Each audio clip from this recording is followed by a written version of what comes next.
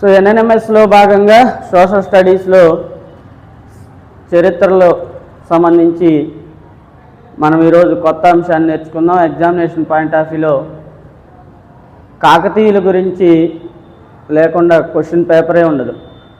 So మనకి కాకతీయ సామ్రాజ్యం లేదా కాకతీయ రాజ్యం గురించి ఈరోజు నేర్చుకుందాం. ఎగ్జామినేషన్ పాయింట్ ఆఫ్ వ్యూలో ఎలాంటి ప్రశ్నలు రావడానికి అవకాశం ఉంది అనే అంశం గురించి నేర్చుకుందాం. మధ్యయుగ భారతదేశ చరిత్రలో కాకతీయ రాజ్యం మనం కానీ తీసుకున్నప్పుడు కాకతీయులు సుమారు 300 సంవత్సరాల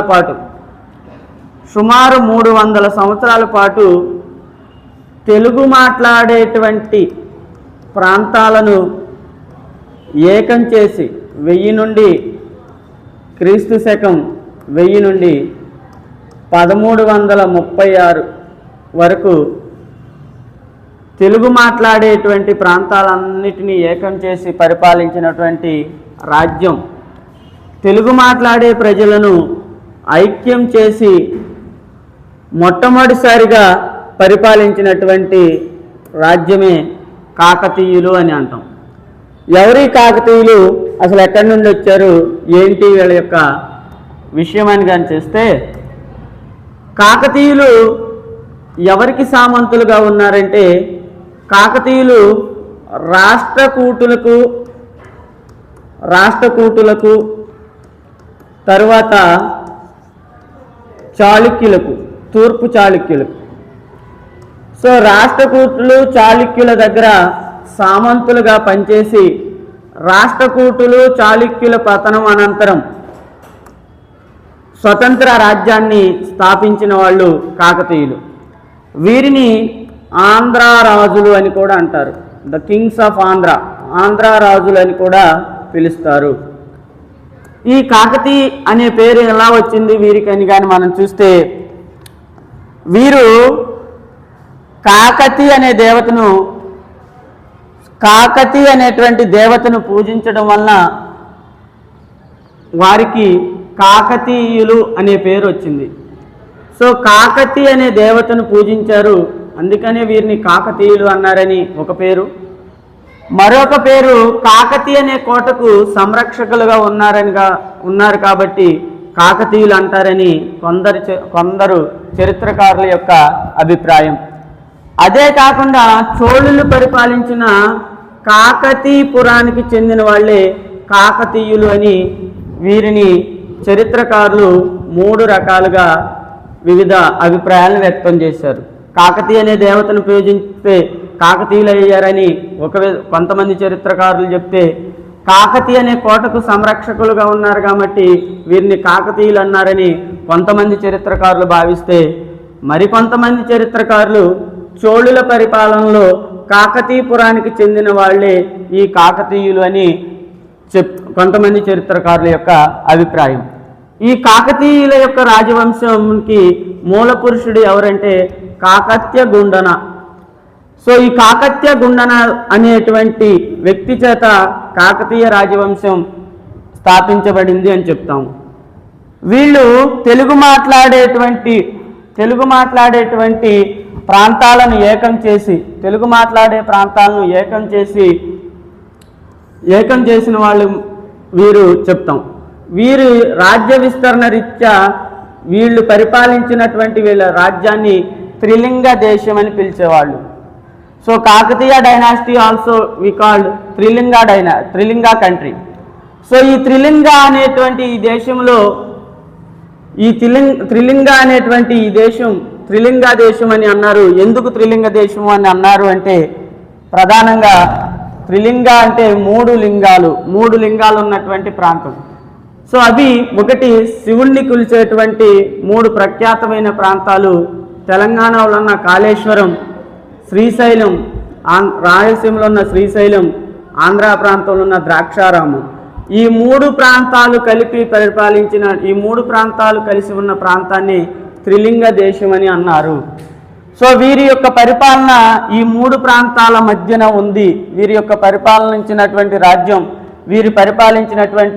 రాజ్యం ఏదైతే ఉందో ఈ రాజ్యం ఏదైతుందో ఈ రాజ్యం 3 ప్రాంతాల మధ్య ఉంది. సో దాన్నే మనము త్రిలింగ దేశం అని కూడా అంటాము. మనకి ఎగ్జామినేషన్ పాయింట్ ఆఫ్ వ్యూలో అడిగే ప్రశ్నలు ఏంటంటే, సో ఇక్కడ ఉన్నటువంటి ఈ ప్రాంతం అంతా త్రిలింగ దేశంగా కాకతీయ రాజ్యాన్ని పిలువబడుతుంది. కాకతీయ రాజ్యానికి మూల పురుషుడు కాకత్య గుండన. ఈ కాకత్య గుండన చే ఈ రాజ్యం స్థాపించబడిందని చెప్తాము. కాకతీయులకు సంబంధించినటువంటి ప్రధానమైనటువంటి రాజులు కానీ మనం పరిశీలిస్తే, సో కాకతీయుల్లో ఇది మనకి ఎగ్జామినేషన్ పాయింట్ ఆఫ్ వ్యూ అడగటానికి ఉన్నటువంటి మ్యాచింగ్ టైప్లో అడగటానికి అవకాశం ఉన్నటువంటి ఏరియాగా గుర్తుపెట్టుకోవచ్చు. కాకతీయ రాజ్యాల్లో ప్రధానమైనటువంటి వాళ్ళు ఎవరు ఏంటనేది కానీ చూస్తే, సో కాకతీయ రాజులో మొదటివాడు, సో స్వతంత్ర కాకతీయ రాజ్యానికి మొదటి రాజు ఎవరు అంటే 2వ ప్రోల రాజు అని చెప్తాము. ఈ 2వ ప్రోల రాజు ఏం చేశాడు అనేది కానీ చూస్తే 2వ ప్రోల రాజు, ఈ 2వ ప్రోల రాజు కాకతీయ స్వతంత్ర కాకతీయ పాలనను పరిపాలించిన మొదటి రాజు అని చెప్తాము. 2వ ప్రోల రాజు తర్వాత వచ్చిన వాడు రుద్రదేవుడు. సో ఈ రుద్రదేవుడి యొక్క ప్రాధాన్యత ఏంటి అంటే హనుమకొండలో ఉన్నటువంటి రుద్రేశ్వరాలయం. సో రుద్రేశ్వరాలయమే మనము 1000 స్తంభాల గుడి అని కూడా అంటాం. ఈ హనుమకొండలో ఉన్నటువంటి 1000 స్తంభాల గుడిని నిర్మించిన వాడు రుద్రదేవుడు. అతని యొక్క పేరు మీదగానే రుద్రేశ్వరాలయాన్ని నిర్మించాడు రుద్రదేవుడు. తర్వాత కాకతీయుల్లో మరొక రాజు మహాదేవుడు. మహాదేవుని యొక్క పరిపాలనా కాలం చాలా తక్కువ. ఈ మహాదేవుడు దేవగిరి కోటను ముట్టడించే సంఘటనలో మరణించాడు. మహాదేవుని యొక్క తమ్ముడు గణపతి దేవుడు. సో ఈ గణపతి దేవుడు కాకతీయులలో అతి గొప్పవాడు. కాకతీయ రాజుల్లో గొప్పవాడు గణపతి దేవుడు. అత్యంత ఎక్కువ కాలం పరిపాలించిన వాడు కూడా గణపతి దేవుడే. మొత్తం కాకతీయుల యొక్క పరిపాలనలో మనము గణపతి దేవుని యొక్క పరిపాలనను స్వర్ణయుగంగా చెప్తాము. సో గణపతి దేవునికి కుమారులు లేరు, తనకి కుమార్తె ఉంది, 2 కుమార్తెలు ఉన్నారు. ఒక 2వ కుమార్తె అయినటువంటి రుద్రమ్మదేవి. ఈ రుద్రమ్మదేవి సో కాకతీయ రాజ్యాన్ని పరిపాలించిన మహిళా పాలకురాలుగా చెప్తాము. ఈ రుద్రమ్మదేవికి కూడా కుమారులు లేకపోతే రుద్రమ్మదేవి తన కుమార్తెలకు సంబంధించిన తన మనవణ్ణి ప్రతాపరుద్రుడిని తనకు దత్తత తీసుకుని కాకతీయ రాజ్యానికి వారసునిగా చేస్తుంది. సో కాకతీయుల్లో చివరి పాలకుడు ప్రతాపరుద్రుడు. ఈ ప్రతాపరుద్రుడి కాలంలోనే కాకతీయ సామ్రాజ్యం పతనం అవటం స్టార్ట్ అయింది. ఇక్కడ మనకి ఎగ్జామినేషన్ పాయింట్ ఆఫ్ వ్యూలో ప్రశ్నలు ఏంటంటే, కాకతీయులు ఎవరు అనేది ప్రశ్న. కాకతీయులను ఆంధ్ర రాజులు అంటారు. సో ఆంధ్ర రాజులు అనబడేటువంటి వాళ్ళు ఎవరు అంటే సో కాకతీయులు అని చెప్తాము. ఈ ఆంధ్ర రాజులైనటువంటి కాకతీయుల్లో మూల పురుషుడు ఎవరంటే గుండన అని చెప్తాము. ఈ కాకతీయులు ఎవరికి సామంతులుగా ఉన్నారు అంటే రాష్ట్రకూటులకి సామంతులుగా ఉన్నారు అని చెప్తాము. స్వతంత్ర కాకతీయ సామ్రాజ్య పరిపాలన ప్రారంభించినటువంటి రాజు ఎవడు అంటే 2వ ప్రోల రాజు అని చెప్తాం. 2వ ప్రోల రాజు స్వతంత్ర కాకతీయ రాజ్యాన్ని పరిపాలించాడు. ఇతని యొక్క మొదటి రాజధాని హనుమకొండను కేంద్రంగా చేసుకుని 2వ ప్రోల రాజు స్వతంత్ర కాకతీయ రాజ్య పరిపాలనను స్టార్ట్ చేశాడు. సో కాకతీయ రాజుల్లో మరొక ముఖ్యమైనటువంటి రాజు రుద్రదేవుడు. ఈ రుద్రదేవుడు హనుమకొండలో ఉన్నటువంటి రుద్రేశ్వరాలయం లేదా మనమే 1000 స్తంభాల గుడి అంటాం. ఈ 1000 స్తంభాల గుడిని నిర్మించిన వాడు కూడా రుద్రదేవుడు. కాకతీయుల్లో గొప్పవాడు గణపతి దేవుడు. గణపతి దేవుడు సుమారు 63 సంవత్సరాల పాటు కాకతీయ రాజ్యాన్ని పరిపాలించాడు. గణపతి దేవుని యొక్క పరిపాలనా కాలాన్ని కాకతీయుల యొక్క పరిపాలనా కాలంలో స్వర్ణయుగం అని పిలుస్తాము. The golden era of the Kakatiyas. So Ganapati Deva tenure was the golden era of the Kakatiya kingdom. So why we call golden era of the Ganapati Deva tenure? So later we will discuss. Next Kakatiya రాజ్యాన్ని పరిపాలించిన 1000 సంవత్సరాల క్రితమే ఒక మహిళ ఒక రాజ్యాన్ని పరిపాలించింది. 1000 సంవత్సరాల క్రితం. చూడండి ఎంత గొప్ప విషయం. సుమారు రుద్రమ్మదేవి అని చెప్తాం. ఈ రుద్రమ్మదేవి కాకతీయ రాజ్యాన్ని పరిపాలించినటువంటి మహిళా పాలకురాలు. తర్వాత రుద్రందేవి తర్వాత కాకతీయ రాజ్యాన్ని పరిపాలించిన వాడు ప్రతాపరుద్రుడు, కాకతీయుల రాజ్యం యొక్క తర్వాత చిట్ట చివరి పాలకుడు అని చెప్తాం. సో 1336లో 1323లో ప్రతాపరుద్రుడు మరణంతో కాకతీయ రాజ్యం అంతమైపోతుంది. ఇక్కడ మనకి ఎగ్జామినేషన్ పాయింట్ ఆఫ్ వ్యూలో ఈ బాక్స్ ఐటమ్స్ అన్నీ కూడా మనకి ఎగ్జామినేషన్ పాయింట్ ఆఫ్ వ్యూలో అడగటానికి అవకాశం ఉంటుంది. So which period of the Kakatiya dynasty are called golden era of the అని చెప్తాము. సో ఇవి మనం గుర్తుపెట్టుకోవాల్సినటువంటి ఇంపార్టెంట్ విషయాలు. నెక్స్ట్ కాకతీయులకు సంబంధించినటువంటి మరొక అంశము వీళ్ళ యొక్క పరిపాలన గురించి మాట్లాడుకుంటున్నాం. సో వీళ్ళలో గొప్పవాడు ఎవరని చెప్తున్నాం అంటే రుద్రదేవుడు అని చెప్తున్నాం. సో గణపతి దేవుడు అని చెప్తున్నాం. సో రుద్రదేవుడు, సో ఇతడు హనుమకొండ శాసనంలో ఇతని విజయాల గురించి తెలుసుకుందామని చెప్తాం. ఇతడు హనుమకొండలో 1000 స్తంభాల గుడిని నిర్మించాడని చెప్తాం. ఇతడు అతని వారసులకు 1000 స్తంభాల గుడిని నిర్మించాడు రుద్రదేవుడు. సో అతను స్థాపించిన ఓరుగల్ అనే పట్టణమే తరువాత కాకతీయులకు రాజధానిగా మారిందని చెప్తాము. తర్వాత గణపతి దేవుడు. సో గణపతి దేవుడు తన యొక్క 63 సంవత్సరాల సుదీర్ఘ పరిపాలనలో తెలుగు మాట్లాడే ప్రజలందరినీ ఏకం చేసి తన పరిపాలనలోకి తెచ్చుకున్నాడు.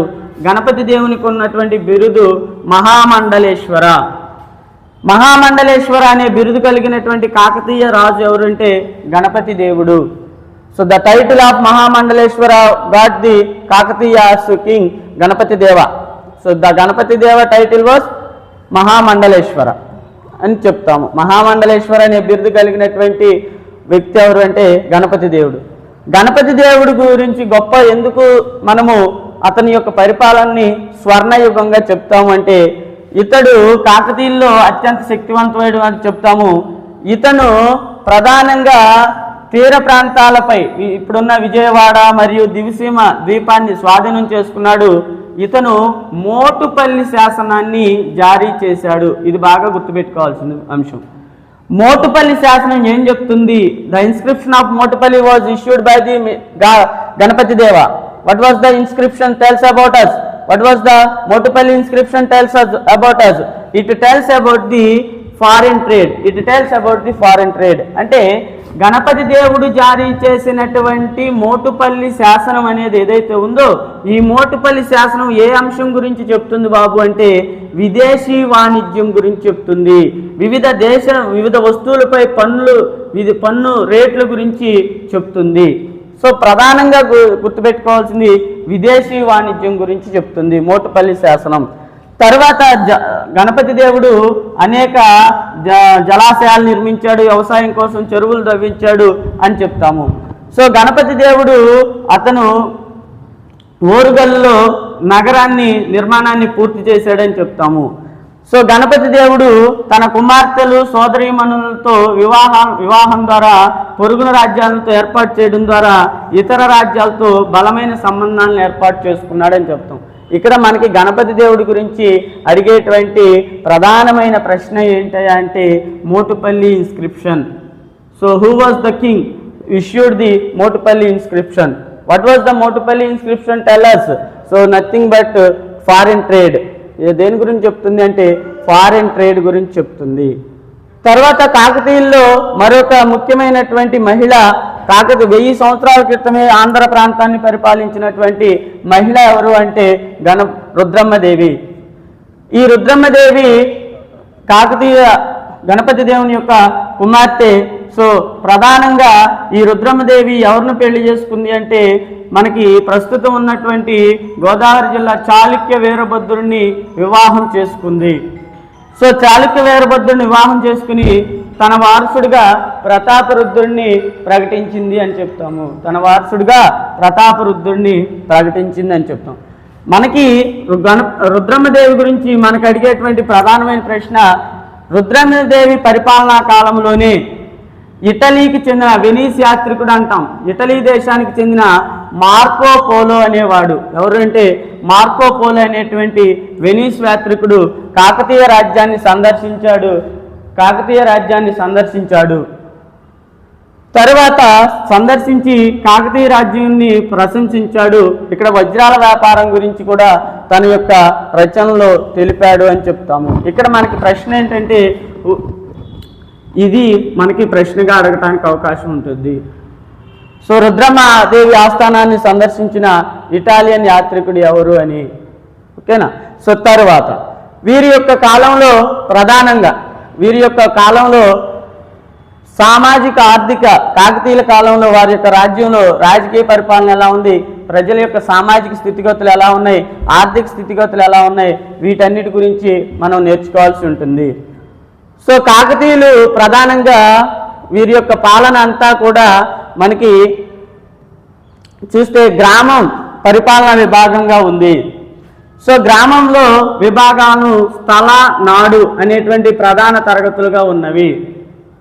10 నుండి 60 వరకు గ్రామాల సమూహాన్ని, 10 గ్రామాల నుండి 60 గ్రామాల వరకు ఉన్న సమూహాన్ని స్థల అని అన్నారు. ఇలాంటి కొన్ని స్థలాల యొక్క కలయికతో ఏర్పాటు చేయబడింది నాడు అని అంటాము. సో తర్వాత గ్రామంలో అయ్యవార్లు అనబడే, ఎవరు అంటే అయ్యవార్లు లేదా అయ్యగారులు అనబడేటువంటి గ్రామాధికారులు గ్రామ పరిపాలన పర్యవేక్షించేవాళ్ళు. గ్రామం అనేది ప్రాథమిక పరిపాలనా విభాగం. కాకతీయుల యొక్క ప్రాథమిక పరిపాలన విభాగం ఏది అంటే గ్రామం. సో గ్రామ పరిపాలన విభాగాలను స్థల మరియు నాడు అనేటువంటి 2 ప్రధాన తరగతులుగా విభజించారు. 10 నుంచి 60 వరకు ఉన్న గ్రామాల సమూహాన్ని స్థల అని అన్నారు.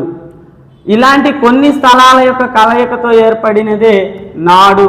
అంటే ఈరోజు మనకు ఉన్నటువంటి మండలం, జిల్లా అని కూడా చెప్పుకోవచ్చు. సో కాకతీయుల కాలంలో ప్రధానమైన పరిపాలన, the basic administration unit was village. Village was the basic administration unit of the Kakatiyas empire. So కాకతీయుల కాలంలో గ్రామ పరిపాలన అధికారులు కొంతమంది ఉన్నారు. ఇవి మనకి ఎగ్జామినేషన్ పాయింట్ ఆఫ్ వ్యూలో అడగటానికి, మ్యాచింగ్ టైప్లో అడగటానికి అవకాశం ఉంటుంది. ఒకళ్ళు కరణం ఏం చేసేవాడు, what is the duty of mister Karanam. So గ్రామంలోని భూమి సంబంధిత రికార్డులను పర్యవేక్షించే అధికారి. ఇప్పుడు కూడా మనకి కరణాలనే పేర్లు ఉండేవి. రెడ్డి అనేటువంటి అధికారి గ్రామ పెద్దగా ఉండేవాడు. 3వ వాడు తలారి అంటే గ్రామ రక్షక భటుడు, నథింగ్ బట్ విలేజ్ పోలీస్ అని కూడా అంటాం. గ్రామంలో పోలీస్గా ఉండే వ్యక్తి ఎవడు అంటే తలారి. 3వ వాళ్ళు ఇతరులు కూడా ఉండేవాళ్ళు, పురోహితుడు, కంసాలి, స్వర్ణకారుడు, రజకుడు, వడ్రంగి మొదలైన వాళ్ళు కూడా ఉండేవాళ్ళు అని చెప్తాం. కాకతీయుల కాలంలో వారి యొక్క సామ్రాజ్యంలో ఉన్న భూమిని ప్రధానంగా 3 రకాలుగా వర్గీకరించారు. 1 రాచపొలం, 2 వెలిపొలం, 3 తోటపొలం. రాచపొలం అంటే రాజుకు చెందినటువంటి ప్రభుత్వ భూమి అంతా రాచపొలంగా పిలిచారు.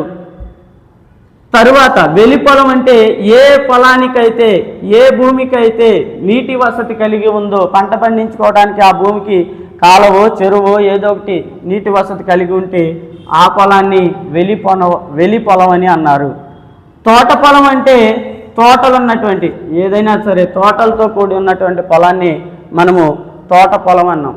అంటే కాకతీయ కాలంలో మనకి ఎగ్జామినేషన్ పాయింట్ ఆఫ్ వ్యూలో అడిగితే ఈ పాయింట్ ఆఫ్ వ్యూలో ఈ అంశాల మీద ప్రశ్నలు అడగటానికి అవకాశం ఉంటుంది. వాట్ ఈజ్ మెంట్ బై రాచబోలం, వాట్ ఈజ్ మెంట్ బై వెలిపొలం, వాట్ ఈజ్ మెంట్ బై తోట పొలం అని అంటాం. ఇంగ్లీష్లో కూడా అంతే అంటారు. తోట పొలం అంటాడు, రాచపొలం అంటాడు, వెలిపొలం అంటాడు. వాట్ ఈజ్ మెంట్ బై కారణం, what is the duty of, who is the head of the village records. So Karanam, what is the duty of Mr. Karanam? What was the duty of Mr. Karanam? Who kept the village records officially? So who was the head of the village? Reddy. So Reddy was the head of the village. Talari, nothing but village police. So other castes also is there. So in the Kakatiya dynasty, land can be divided into 3 categories: Rachapalam, Velipalam and Totapalam. తరువాత కాకతీయులకు సంబంధించినటువంటి పన్నుల విధానాన్ని కానీ మనం పరిశీలిస్తే, కాకతీయుల కాలంలో ప్రధానంగా రాజు కింద ఉన్న భూమి రాచపొలం అన్నాం. తర్వాత భూమిని కౌలుకు తీసుకుని, ఎవరైతే రైతులు కౌలు ప్రాతిపదికన భూమిని తీసుకుని సాగు చేస్తున్నారో వారిని అర్ధసిరి అని పేరుతో పిలిచారు. ఇవి బాగా అడగటానికి అవకాశం ఉన్నటువంటి area. The tenant farmers in the Kakatiyas period, the tenant farmers are called అర్ధసిరి. తరువాత కాకతీయుల కాలంలో ప్రధానంగా ఉన్నటువంటి చెరువులు 3 చెరువులు: పాకాల చెరువు, లక్కవరం చెరువు, గణాపురం చెరువు. అందుకే తెలంగాణలో ఎక్కువ చెరువులు ఉండటానికి కారణం ఏంటంటే కాకతీయ రాజులు త్రవ్వించినటువంటి చెరువులే ప్రధానంగా. తర్వాత వీరి కాలంలో వాణిజ్య పన్ను ఉంది, ఇల్లరి పన్ను ఉంది, అంటే ఇంటిపై విధించే పన్ను. ఇంటి పన్నునే మనము కాకతీయుల కాలంలో మన ఇంటికి ఈరోజు కట్టేటువంటి ఇంటి పన్నుని మనము వాళ్ళు ఏ పేరుతో పిలిచారు బాబు అంటే ఇంటి పన్నుని ఇల్లరి పన్ను, ద ట్యాక్స్ ఆఫ్ ఇల్లరి. The tax of Illari was paid by the people. Next తర్వాత అటవీ ఉత్పత్తుల పైన పుల్లరి పన్ను, గొర్రెల మంద పైన అడ్డపట్టు సుంకం. చూడండి ఇక్కడ మనకి మ్యాచింగ్లో అడిగితే ఇల్లరి పన్ను. ఇల్లరి పన్ను ఎవరు కట్టేవాడు? ఎవరికైతే ఇల్లు ఉందో వాడు కట్టేవాడు. తర్వాత అడవుల్లో ఉన్నటువంటి ఉత్పత్తులు, ఎవడైతే అటవీ ఉత్పత్తుల పైన పన్నులు విధించేవాళ్ళు. సో అడవుల మీద విధించేటువంటి అటవీ ఉత్పత్తుల మీద విధించే పన్నులు ఏవైతే ఉన్నాయో ఆ పన్నులన్నీ కూడా మనకి ఏ పేరుతో పిలిచేవాళ్ళు అంటే పుల్లరి పన్ను. ఓకేనా, పుల్లరి పన్ను. మూడవది అడ్డపట్టు పన్ను. ఇదొక సింపుల్, అడ్డపట్టు. సో ఎవరు చెల్లించేవాడు? ఎవడైతే గొర్రెలను మేపుకుంటున్నాడో, గొర్రెల మందలు ఉన్నటువంటి గొర్రెలు మేపుకునేటువంటి వాళ్ళు రాజుకి, కాకతీయ రాజుకి పన్ను కట్టాలి. ఆ పన్నుని అడ్డపట్టు సుంకం అంటారు. సో ద ట్యాక్స్ ఆఫ్ అడ్డపట్టు was which is paid by the sheep owners. అలా చెప్తాం. ఇదే మనకి తెలుగులో కూడా అలాగే ఉంటుంది. ఇవి ప్రధానంగా గుర్తుపెట్టుకోవాల్సిన ఎగ్జామినేషన్ పాయింట్ ఆఫ్ వ్యూలో అడగటానికి అవకాశం ఉన్నటువంటి ఏరియా. హూ ఆర్ ద అర్ధసిరీస్? Who are the Ardhasiris in the Kakatiya dynasty? So Ardhasiris, when was the Kakatiya's period? Ardhasiris, the tenant farmers, the total tenant farmers are called Ardhasiri. So which type of taxes are imposed by the, collected by the Kakatiya kings? One is Illari tax, second one is Pullari tax, third one is Addapattu tax. So these type of taxes are collected by the Kakatiya kings. The Kakatiya kings are constructed so many ponds like famous Pakala pond, Lakkavaram pond and Ganapuram pond. These ponds are very very famous, constructed by the Kakatiyas for the development of agriculture. So మనకి తెలంగాణలో ఎక్కువ చెరువులు ఉండటానికి కూడా కారణం కాకతీయులు తవ్వించినటువంటివే. తర్వాత మనకి ఇక్కడ మనకి ఇంకో పన్ను కూడా ఉన్నాయి. దర్శనం పన్ను, అప్పనం పన్ను, ఉపకృతి. ఇవి కూడా మనకి నేరు ప్రభుత్వం, ఏ రాజ్యమైనా ప్రజలు తప్పనిసరిగా ప్రభుత్వానికి చెల్లించే డబ్బుల్ని పన్ను అంటాం. ఈ పన్నులు ప్రధానంగా చక్రవర్తికి, రాజుకే చెల్లించాలి. ఓకేనా. నెక్స్ట్, సో ఈ ట్యాక్స్ని కలెక్ట్ చేయడానికి మనకి ఈరోజు ఇన్కమ్ ట్యాక్స్ డిపార్ట్మెంట్ ఎట్లా ఉందో వాళ్ళు కూడా ఇప్పుడు ట్యాక్స్ సుంకాధికారులు, ఎవడైతే పన్నులు వసూలు చేస్తాడో ట్యాక్స్ కలెక్టర్స్ ఉన్నారు. సో వాళ్ళు ఉన్నారు చెప్తాం. తర్వాత కాకతీయుల కాలంలో ప్రధానంగా వీళ్ళు అనుసరించినటువంటి మతం, ఏ మతాన్ని బాగా ప్రోత్సహించారు అంటే వీళ్ళు శైవ మతం బాగా ప్రసిద్ధి చెందింది. సో తర్వాత వైష్ణవం కూడా బాగా ప్రసిద్ధి చెందింది, వీరశైవం కూడా ప్రసిద్ధి చెందింది అని చెప్తాం. ప్రధానంగా హిందూ మతంలో 3 శాఖలు ఉంటాయి. ప్రధానంగా శివుణ్ణి పూజించేటువంటి, ఓకేనా. సో శివుణ్ణి పూజించేటువంటి వాళ్ళందరినీ శైవులు అంటాము. ఈ శైవులు, సో వీళ్ళ కాలంలో శైవులు బాగా, శైవ మతం బాగా ఫేమస్లో ఉంది. తర్వాత రెండో వాళ్ళు ఏమని చెప్తామంటే విష్ణువుని పూజించేవాళ్ళు. ఈ విష్ణువుని పూజించే వాళ్ళని వైష్ణవులు అని అన్నాము. సో వైష్ణవులు కూడా ప్రధానంగా వైష్ణవ మతాన్ని కూడా ఆదరించారు. ఈ శైవంలోనే వీరశైవం అనే ఒక మతం ఉంది. అప్పుడే బసవేశ్వరుడు అనేవాడు. సో కర్ణాటకలో బసవేశ్వరుడు వీరశైవాన్ని ప్రాచుర్యంలోకి తెచ్చాడు. తర్వాత వీరిలో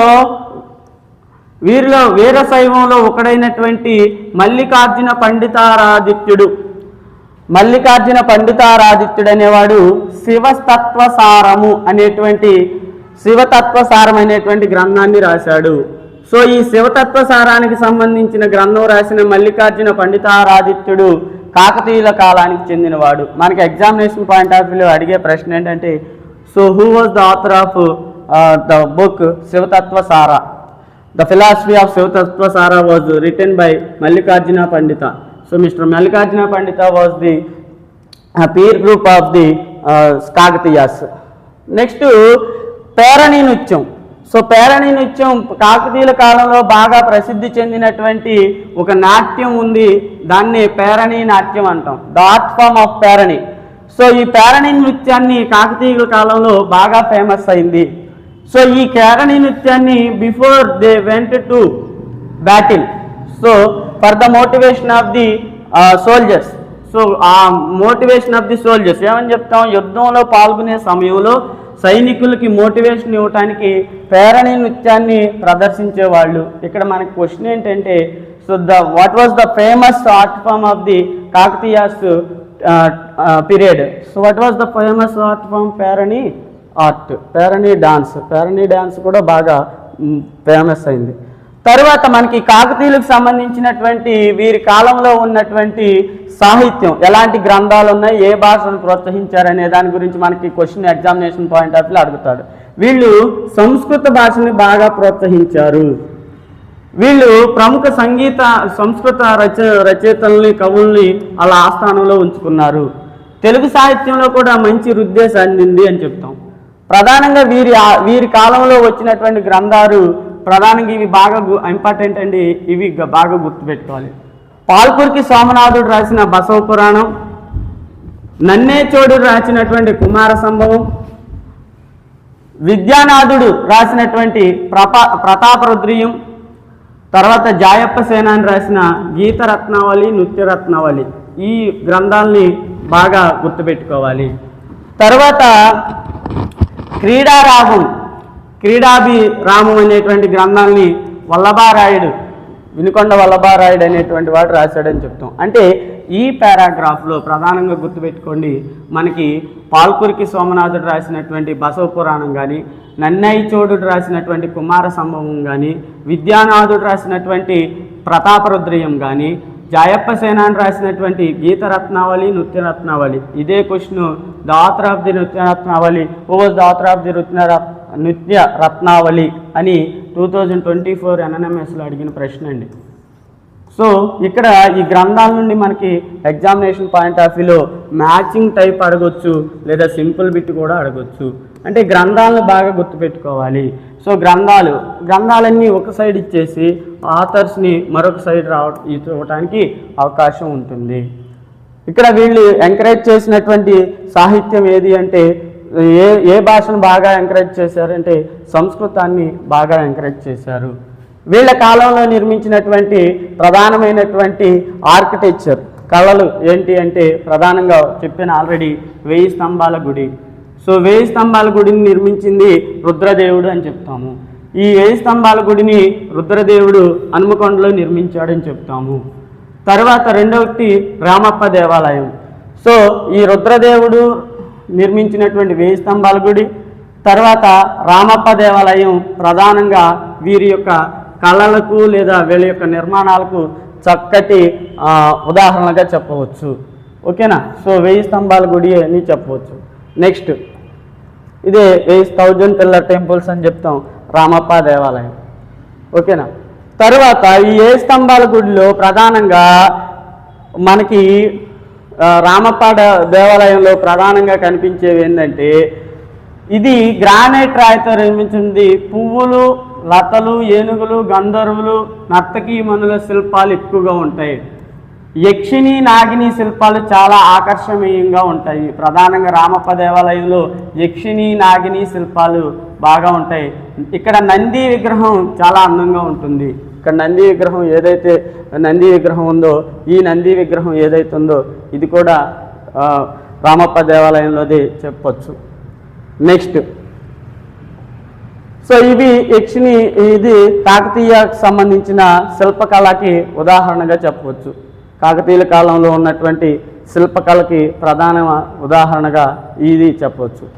ఇది మరి కాకతీయులు ఎందుకు పతనం అయిపోయారు అంటే, సో కాకతీయులు రెండవ ప్రతాపరుద్రుడి కాలంలో ఢిల్లీ సుల్తాన్ల యొక్క ఉల్ముల్క్ యొక్క అనేక సార్లు దండయాత్ర వలన 1323లో ఉల్ముల్క్ ఖాన్ అనేవాడు, ఉలుగ్ ఖాన్ లేదా మహమ్మద్ బిన్ తుగ్లక్ అంటాం, అతని యొక్క సేనాని సో ప్రతాపరుద్రుడిని ఓడించి ఖైదు చేసి తీసుకెళ్తుంటే ప్రతాపరుద్రుడు నర్మదా నదిలో దూకి చనిపోతాడు. చనిపోవటంతో కాకతీయ వంశం అంతమైపోతుంది. ఆత్మహత్య చేసుకుని మరణిస్తాడు. ఇది కాకతీయులకు సంబంధించినటువంటి అంశాలుగా చెప్తాం. ఈ కాకతీయుల గురించి ఎగ్జామ్లో క్వశ్చన్ లేకుండా పేపరే ఉండదు.